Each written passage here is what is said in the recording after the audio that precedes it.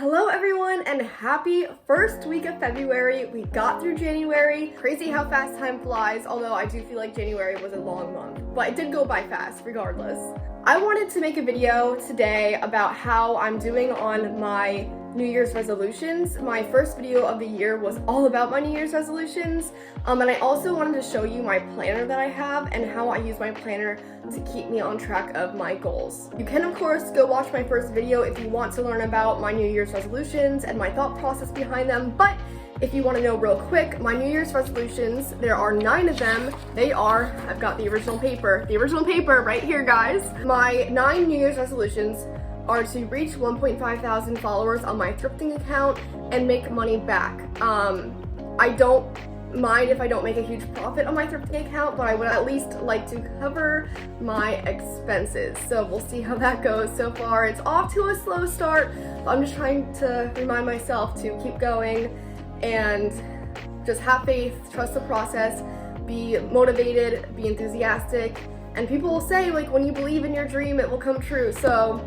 here it is. Here's to believing my dream will come true. If you want to check out my thrift account, by the way, I linked it below. The next one is send someone a nice message every day. In the last video, I said how I used to do that, and I just like adding some joy into people's daily lives. So I've been keeping up with that, as I'll show you later.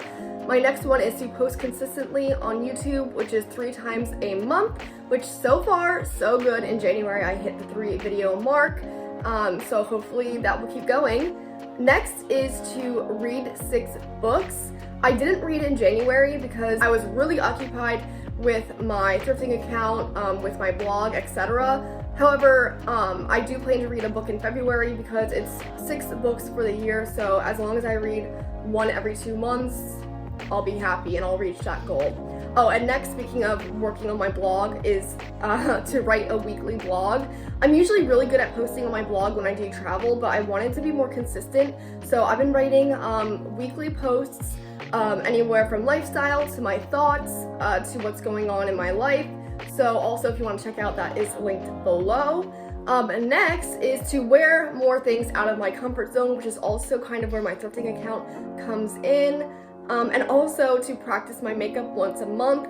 I have been doing the same makeup since middle school, basically, so I wanted to kind of try to switch things up. Not my day-to-day makeup, but I wanted to practice my makeup skills, I guess you could call them. So luckily, I've been good with that. Again, it's only once a month, so it's not crazy, but it's progress for me. Next is to keep up with my makeup and skincare routine, which I have been doing, so that's great. And lastly, is to be pickier with dating. Long story, but we don't have time for that because now I'm going to show you my planner and how I use it to keep on track with my goals.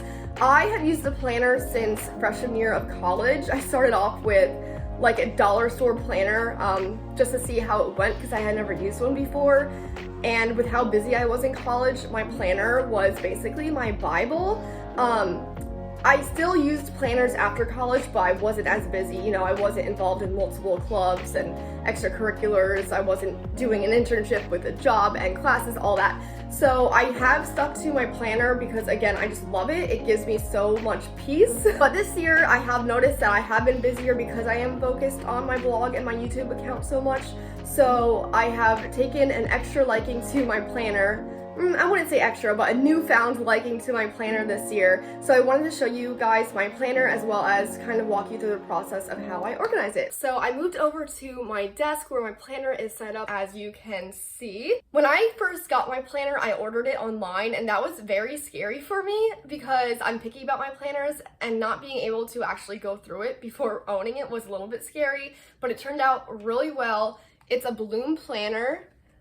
It's really cute, small, lightweight, and I kind of have a thing against giant planners. They were kind of in style when I was in college. I don't know if they still are, but people ordering these giant, like, textbook-like planners with all these extra add-ins and cute pages, and I'm like, that's cute, but do you really want to be carrying around that? So anyway, I like my small handy dandy planner. Like I said, it's from Bloom. It's really cute and I can't wait to take you into it. So let's go.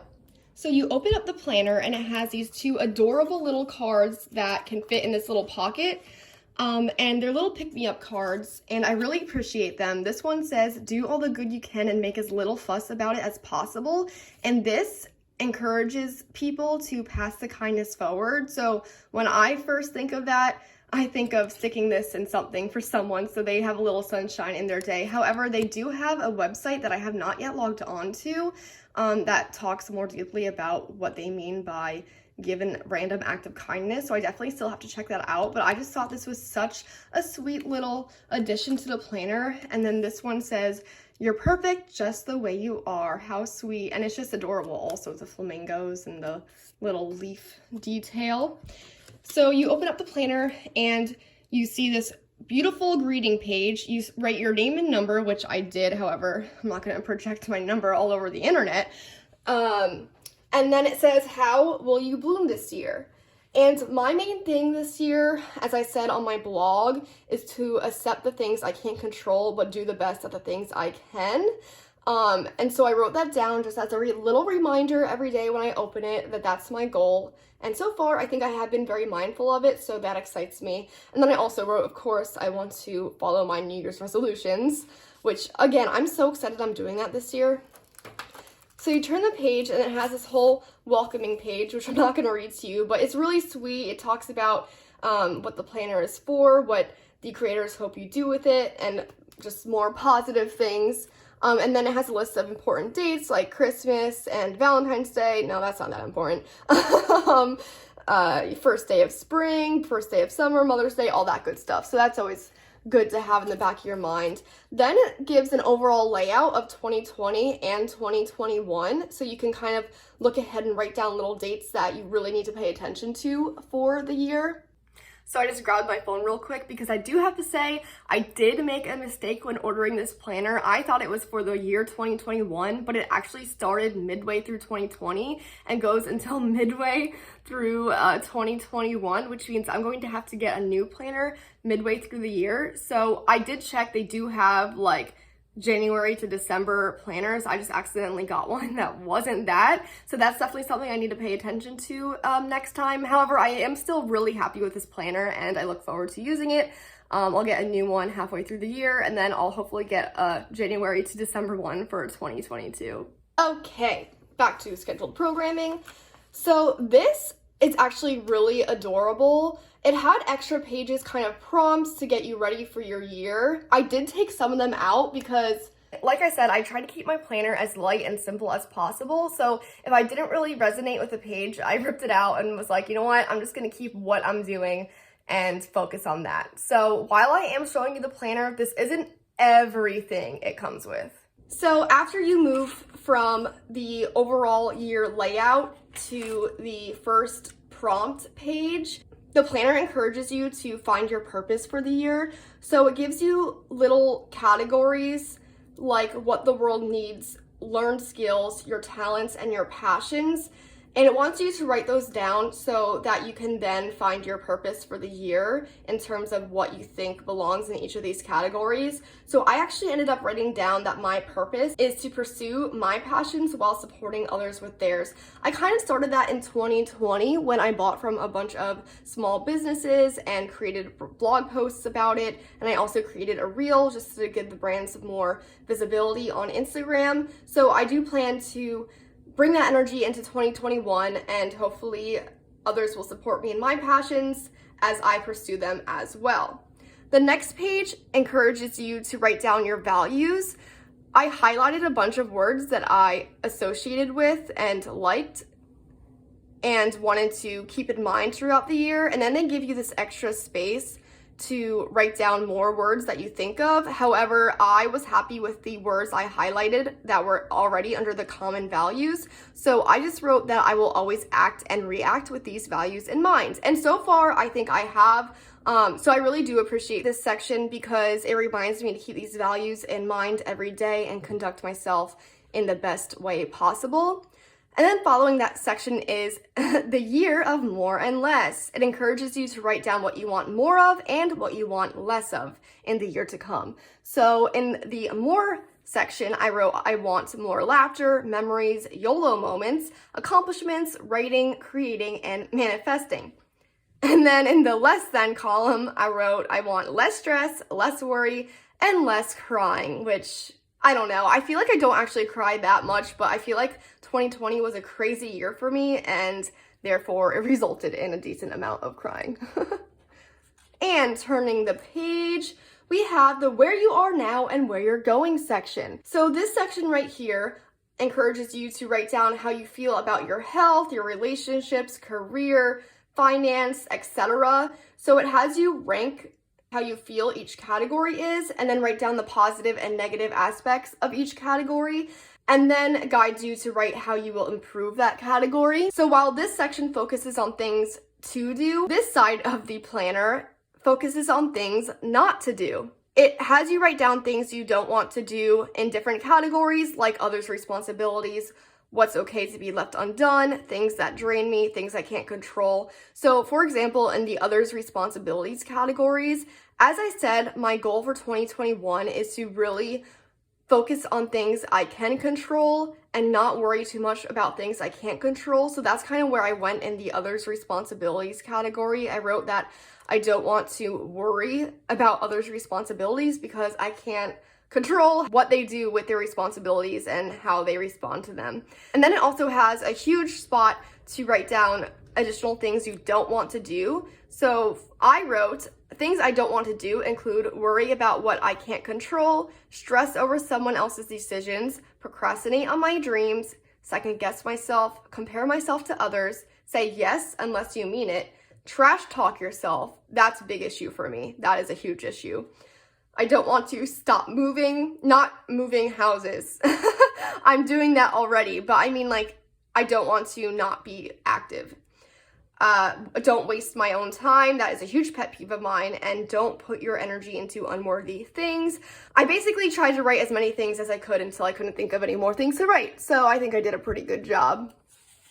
Turning the page, we have this adorable little section that is titled Plan to Bloom.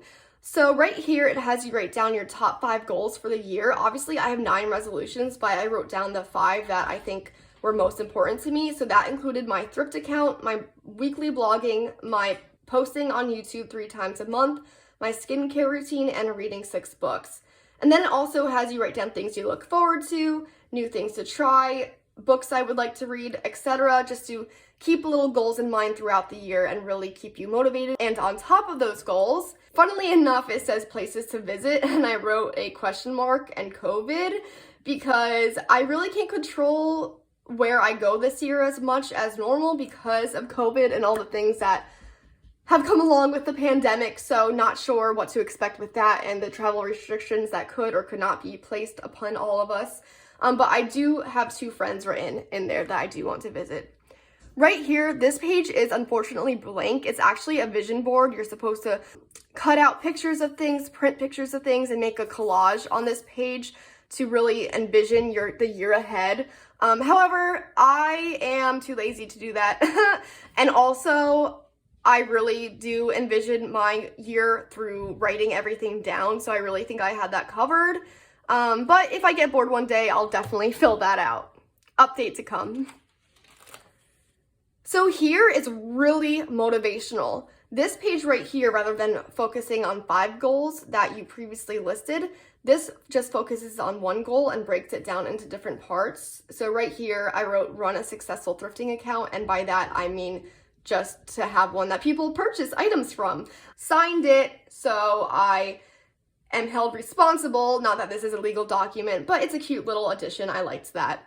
And then right here is habit tracking. Now, I appreciate this prompt, but if you want to do something every day for the year, it's not going to help because this is just for 1 month, because the planner says once you do something for a month, it will then become a habit. However, science says otherwise. It could take anywhere from maybe 18 to 200 days to form a habit, but I think this is a great starter point for anyone who wants to form a habit. It also has a little section to write down a reward for yourself if you do form a habit every day.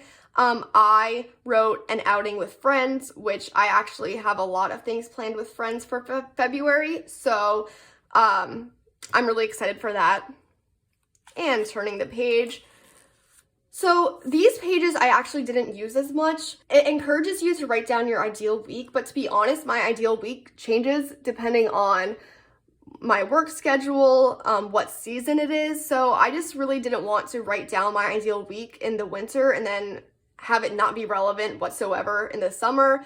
But I did focus on the things that won't change throughout the year, like my skincare. I want to do that every morning. Every evening I want to do my skincare and send a nice text. And then every day of the week, I actually just wrote something positive to kind of encourage myself, and writing positive things is very relaxing and motivational. So I wrote things like be happy, smile, share love, all that good stuff. So that's my ideal week, I guess you could say, to be happy and be positive. And then right here, it's really adorable. There go my pens. This little part is adorable. It's a weekly scheduling template. Again, this is super cute, but you need 52 of these if you want to use it throughout the year. So again, I just left that blank. And then here again, I didn't feel that these were necessary for my own personal use. Monthly tasks I did use to keep track of my monthly goals, like to go through my finances, like pay my credit card, to post on YouTube, to blog every week, to do makeup once a week, to read, which is a bi-monthly thing. So that will definitely help. In terms of monthly spending summary, again, this is a 1-page insert, so you need 12 of these to keep this kind of a thing up. So I think I am kind of just going to use this as a monthly budget goal to see how much I want to spend versus how much I do. So we'll see how that goes. And I think that's it. It has some things to do pages, which I actually don't really write in here. I write in my planner. So, oh, it has more pages. So that's actually pretty nice. So contacts, I actually don't ever use that. I think that's a very outdated thing. I know it's a normal thing to write in a planner, but all my contacts are in my phone. I don't need to write them down. And everyone that's important I know off the top of my head, so there's that. So each month in the planner starts out with an overview of the month with little notes on the side for extra things you want to jot down about the month. And then it goes into each day, so you can break down your day, write down all your goals. I really appreciate how this planner has weekly priorities, so you can really focus in on certain to-do list type things or goals you want to reach for that week. So the first week of January, for example, I wrote be on top of your to-do list and fill out the planner. And by fill out the planner, I mean doing all of the pages I just showed you. So I really love a setup like this where you see the month first and then can go into each day. So there is a reason why I have these highlighters, but before I explain that, I do want to show you another really cool thing that comes with the planner. At the end of it, it has another little folder that you could put in important documents in. It comes with this cute little magnetic bookmark that says Make Today Count, which is just adorable and matches the aesthetic of the planner, of course. And then, as you can see, if I can grab it, it comes with these stickers. Now, I think planners that force you to use stickers are extra because you're going to run out of stickers really quickly, but these are just these aren't like day-to-day stickers. They're just to use for important events, little things you want to pay extra attention to, like there's a money, which might be paying your finances, a pineapple might have to do with summer, the world awaits might be, you might put that on a date where you're leaving for a trip. So I do appreciate that. I have used some of the stickers and they're just a cute little addition. I really appreciate that. Oop. And then before I get into why I have all these highlighters here, I do want to highlight this last page.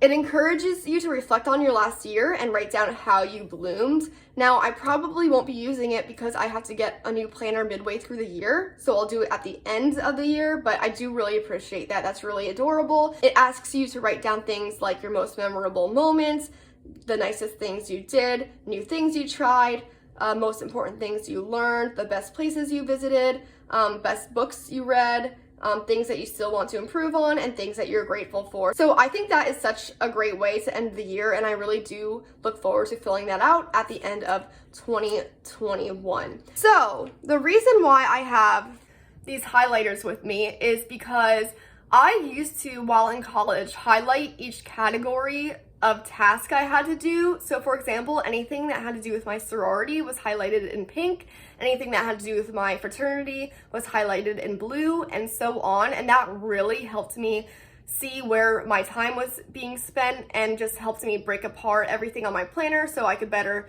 organize my monthly, daily, weekly life. And I think I'm going to bring that back. I was talking to my friend the other day, and she said how she's doing that. And I was like, you know, I am pretty busy with different types of tasks now that I am focusing on my blog, my YouTube, my thrifting account, and all that stuff. So I think I am going to show you how I do it. So I'm so excited to start this with you guys.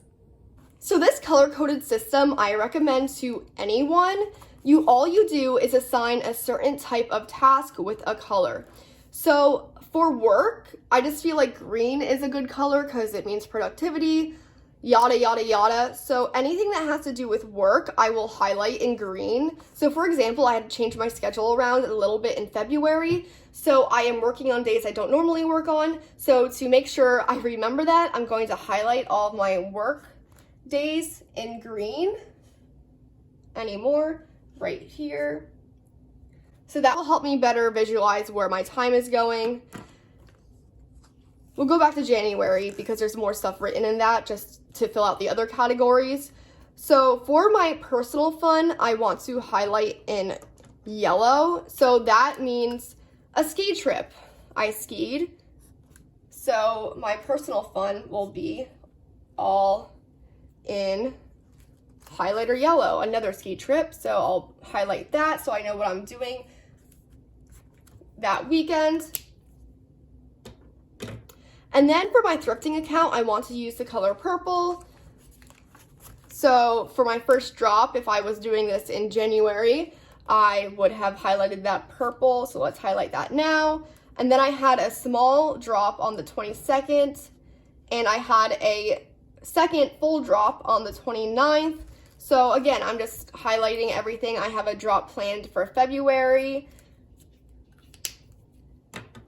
Now, for the sake of color coding my tasks, I am going to group my YouTubing and blogging together just because I feel like they go fairly hand in hand. Now, my weekly blogging, I don't put in my monthly layout just because it's a weekly thing. I trust myself to do it. But the videos I will write because they require a lot more planning, a lot more time to put together. And when I post my video, it really does have to do with how busy I am and when I can get a video shot and edited. So I'm gonna go in and highlight my videos in blue. I already did my January ones, but just for the sake of it. And then lastly, sometimes random meetings come up, like a doctor's appointment or, I don't know, a work meeting. Well, I guess technically that would be under green, but I had a meeting in January that was not a normal occurrence. So anything like that, I want to highlight in orange. It kind of sticks out, so I know that it's definitely different, and I need to make sure I remember that.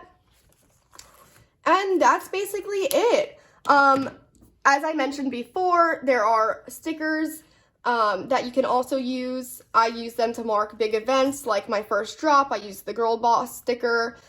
In March, I have to be completely moved, so I put down just a little sticker so I pay attention to that date. And I think I also put one for my birthday. Yeah, I put a birthday sticker for my birthday, which, I mean, obviously that's where you're going to put the birthday sticker. Alright guys, well, thank you so much for following along with my planner outline, and I hope you picked up some tips from me or some inspiration from the planner in general. Again, this is a planner I have. It's a beautiful balloon planner. I will link it down below. They have their own website and you can also get them on Amazon. I definitely look forward to getting a second one midway through the year, and then hopefully another one to start 2022. Like I said, I just think planners are so important for keeping you on top of your tasks, yourself held accountable for your goals. So I just wanted to share a little bit insight into my life and how I organize it. So again, thanks for following along. You can read more about my year goals on my blog, sarahwithmanythoughts.com, and follow me as I hopefully reach those goals on my Instagram, sarahwithmanythoughts. And of course, I post on Wednesdays at least 3 times a month on my YouTube account, so feel free to subscribe and keep up with me on my life there. Thanks again so much for joining, and I'll see you soon.